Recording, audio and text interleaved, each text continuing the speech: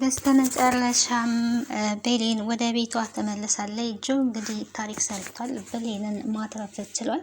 በኃይሉ ታዲያ ብሌንን ለማስወገድ የላካት ልጅ ብሌንን ሳታስወግድ በጆ አማካኝነት ህይወቷ እንዲተርፍ ሆኗል። ጆ ምንም ቢሆን አሁን ላይ በጣም ትልቅ ጥርጣሬ ውስጥ ይገኛል። በኃይሉን እየተጠራጠረ ነው የሚገኘው። ይሄ ደግሞ ብሌንና ሰላም እንዲሁም ሳሚ ሲመለከታቸው ሰውን የሚገሉ አይነት አልመሰለውም። ስለዚህ ጥርጣሬው ደግሞ ትክክለኛ ጥርጣሬ ነው። ሳሚ እንግዲህ ነገሩ ወደ እሱ ዞሮበታል። ብሌን እንድትመረዝ ያደረከው አንተ ልትሆን ትችላለህ የሚል ነገር ነው እየተባለ ያለው። ሳሚ እንግዲህ ብሌንን ለመርዳት እሷን ህይወቷን ለማትረፍ በጣም ብዙ ዋጋ እየከፈለ ያለ ሰው ነው። ነገር ግን እንደዚህ የምትሆነው ለማስመሰል ቢሆንስ፣ የመረስካት አንተ ብትሆንስ እየተባለ መባል የሌለበትን ነገር እየተባለ ነው የሚገኘው። ይሄ እውነት ለመናገር በጣም ያሳዝናል። ሳሚ ብሌንን በጣም ነው የሚያፈቅራት፣ እንደምናውቀው በጣም ነው የሚወዳት። ግን ታዲያ የእሱ ማፍቀር፣ የእሱ መውደድ፣ የእሱ ለእሷ መጨነቅ እንደ እንትን ታይቶበታል ማለት ነው።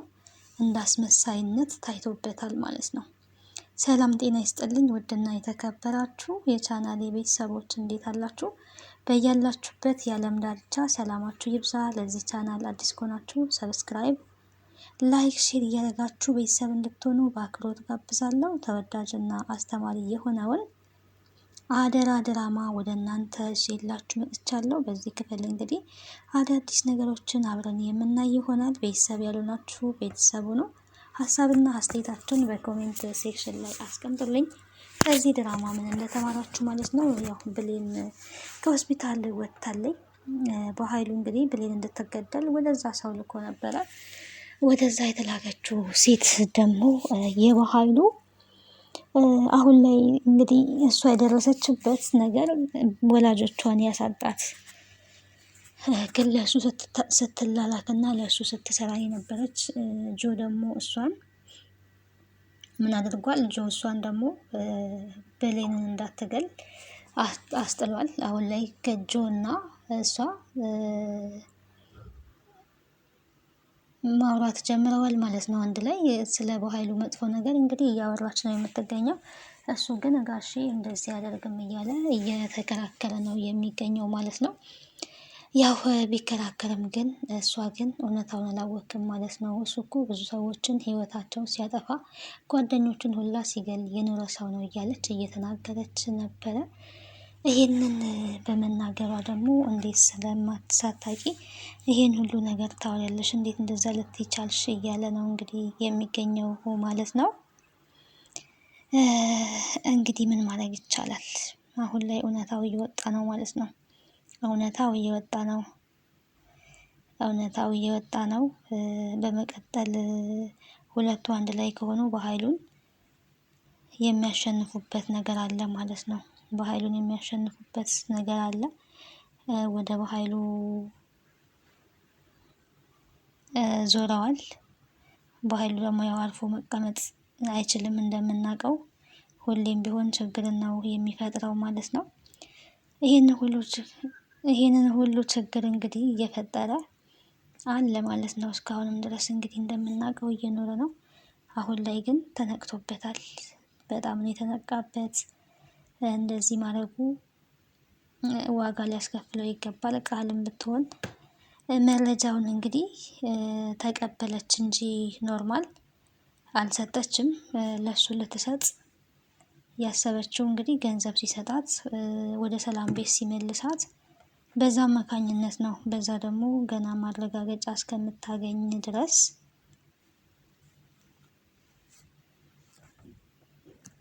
ልትሰጠው አልፈለገችም። ይሄንን ነገር ብሌን መትረፏ ደግሞ የበለጠ በኃይሉን አናዶታል ማለት ነው። ይሄንን ነገር ልታረጊ የምትችይው አንቺ ነሽ፣ ከአንቺ ውጭ ይሄንን ሊያረግ የሚችል ማንም ሰው የለም እያለ በብሌን ላይ እንግዲህ እየዛተና እየፎከረ ይገኛል ማለት ነው። ስለዚህ ብሌን ትልቁ ነገር መትረፏ ነው። እሷ መቀበር አለባት። እሷ ከተረፈች እኛ ሰላም አናገኝም ነው እየተባለ ያለውና ምንን እንረዳለን ከዚህ? መልካም የሚያደርጉ ሰዎች፣ ለእውነት የሚኖሩ ሰዎች በህይወታቸው ምን ያህል ዋጋ እንደሚከፍሉ ነው የምንረዳው ማለት ነው። ብሌን እንግዲህ ምንም በማታውቀው ነገር በዚህ ልክ ዋጋ እንድትከፍል ሆናለች። ትልቁ በጣም የሚያሳዝነው ደግሞ ወይዘሮ ገነት ያው ወደ ቤቴ ነው የምወስደው ብሌንን ወደ ሰላም ቤት እንድትመለስ አልፈልግም ብላለች። ዳግም እና ሳሚ ደግሞ እዛ ቤት መመለሷ ለሷ አንቺ ቤት መሄዷ ጥሩ አይደለም እናቴ፣ ቤቱም አይመቻትም፣ ቤቱም ጠባብ ነው፣ ስለዚህ እዛው የነበረችበት ቤት ነው መመለስ ያለባት የሚል ክርክር ውስጥ ገብተዋል። ልጄን እንደዚህ ያደረገችው ሰላም ናት ነው እያለች ያለችው። ጤነኛ ልጄን የሰጠውሽ ልጄን መልሽልኝ ብላ እንግዲህ ሌላ ግብ ውስጥ ገብታለች ሰላም። በእርግጥ ምንም የምታውቀው ነገር የለም። ጆ በሰራው ስራ እንግዲህ ሁሉም ቤተሰብ መታመስ ጀምሯል ማለት ነው። ለዚህ ሁሉ ተጠያቂው ያው ጆ ነው። እስካሁን እሱ አልተነቃበትም። ምንድነው ያደረግኩት እያለ እየተጸጸተ ነው። እንግዲህ ተንኮል ቢሰራም እንኳን ተንኮል ጥቅም የለውም፣ ዋጋ ያስከፍላል ማለት ነው።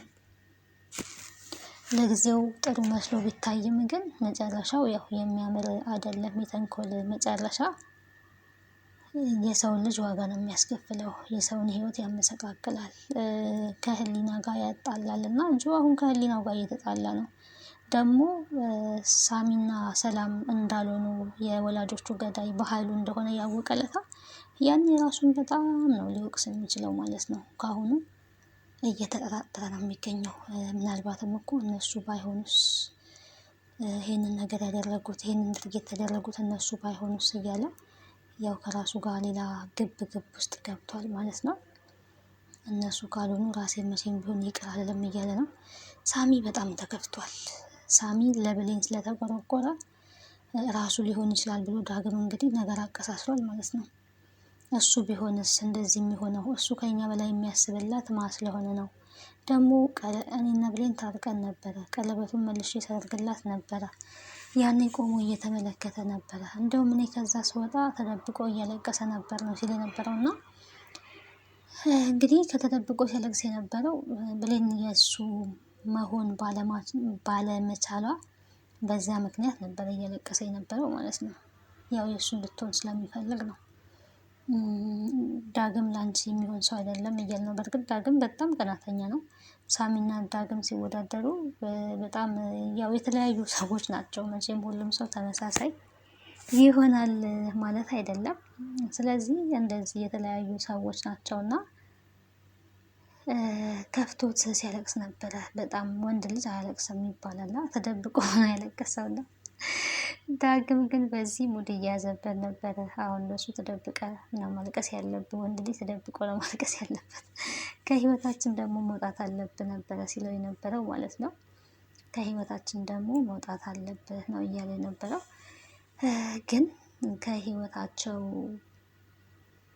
እንደሚወጣ ነበር ሲናገር የነበረው። ከዚህ በኋላ ከህይወታችሁ እወጣለሁ፣ አንተም እሷም ጋር አልደርስም ብሎ ወስኖ ነበር፣ የራሱ ውሳኔ። ለዛም ነው ብሌን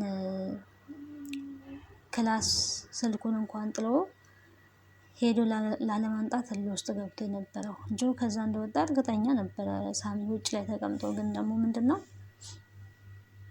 ድርቅና ትላላችሁ። ድርቅና በነገራችን ላይ በህይወት ውስጥ ትልቁ ዋጋ የሚያስከፍል ነገር ነው።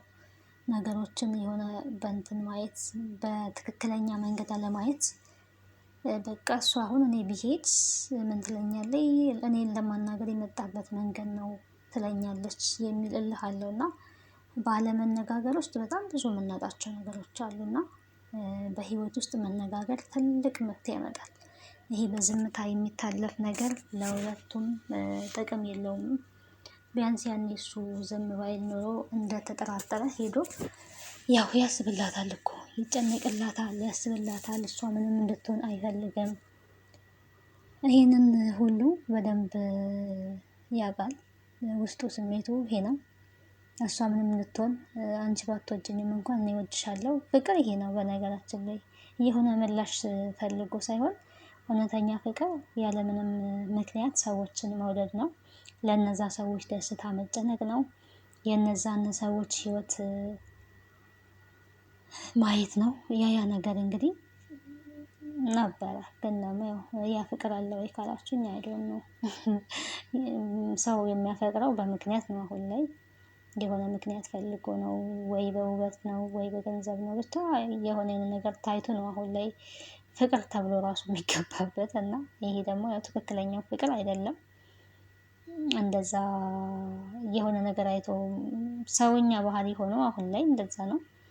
የሆነ ነገራችሁን አይቶ ነው ሰው የሚወዳችሁ እና እኛም ከወደድን የሆነ ነገር አይተን ነው አመዛዝነን ምናምን እና ኖርማል ፍቅር ግን ይሄ ነው ብዬ አላስብም። እንግዲህ እንደኔ አረዳድ ማለት ነው። ተመልካቾች እናንተን ሀሳብና አስተያየት ደግሞ በኮሜንት ብታስቀምጡልኝ የበለጠ እኔም እማርበታለሁ ማለት ነው። እንግዲህ አንዳችን ሀሳብ ሲሰጥ አንዳችን ደግሞ ከአንዳችን ሀሳብ እንማራለን እና ሳሚ ያለምንም ቅድመ ሁኔታ ነው ብሌንን የሚወዳት፣ ህይወቱን ለእሱ አሳልፎ ለመስጠት ያው ዝግጁ ነበረ ማለት ነው። ምን ያደርጋል እንግዲህ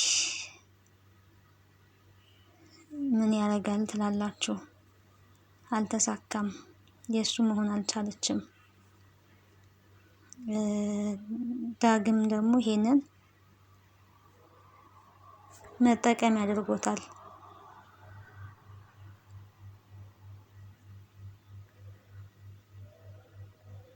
መጠቀም ያደርጎታል። እሱ ነው በቃ እንደዚህ ያደረገው።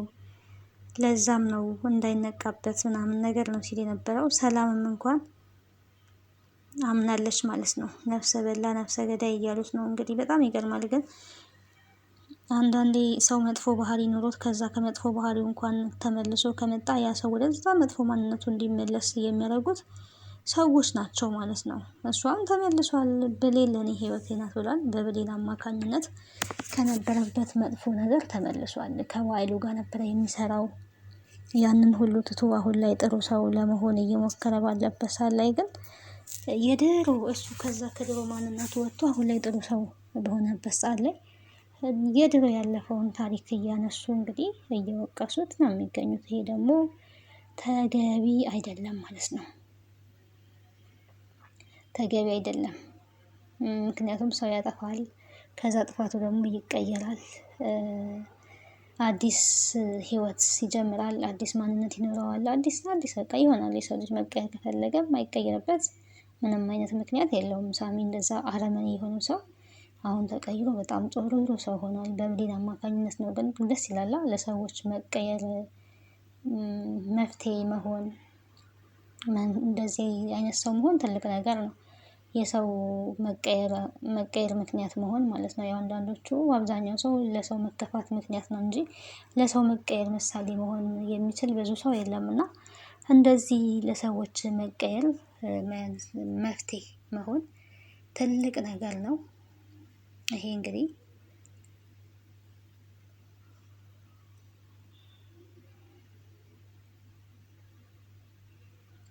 ብሌንን ሊያስደንቃት ከሚገባው ነገር አንዱ ነው ማለት ነው። ወይዘሮ ገነት በጣም ነው ሆት የሆነችው። በጣም ስሜታዊ ሆናለች። በጣም ተናዳለች ማለት ነው። ልጄን ጤነኛ ልጅ ሰተሽ በአንቺ ምክንያት ነው እንደዚህ የሆነችው እያለች ያው ተደጋጋሚ ስትናገር ነበር ማለት ነው። ሰላምም እንግዲህ በጣም ከፍቷት እያለቀሰች ነው። በእርግጥ እሷ ምንም የምታውቀው ነገር የለም። ያው ከሰል ይዛ ስትገባ አይታታለች። ያንን ከሰል እዛ እንዳትገባ ብርድ ልብሱ ሰጂ ምናምን ነበር ስትላት የነበረው። ጆ ደግሞ ያችን አጋጣሚዋን ተጠቅሞ ያደረገው ድርጊት ከበድ ያለ ነው ማለት ነው። ራሱ በሚፈልገው መንገድ ነገሮች እንዲሆኑ የፈለገው ግን እሱም አሁን ላይ እየተጸጸተ ነው የሚገኘው።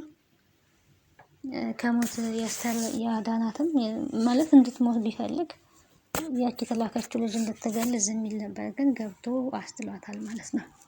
ትልቅ ፌቨር ሰርቷል ከልጅቷ ጋር። እንግዲህ አሁን ሊጠባበሱ ነው።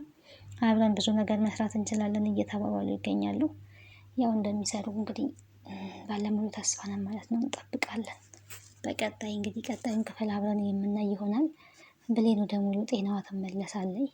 ይሄን ደግሞ እንዲሆን ግዴታ የቤተሰቦቿ ጥንካሬ ያስፈልጋል። እነሱ እርስ በርሳቸው አሁን ላይ አንቺ ነሽ እንደዚህ ያደረግሽው፣ አንተ ነህ እንደዚህ ያደረግከው፣ በልጄ ምን አገባችሁ? ያው ወይዘሮ ገነት እንደ እናት ልክ ናት ማለት ነው። አንዲት እናት እንደምትናገረው የመናገር መብት አላት ማለት ነው።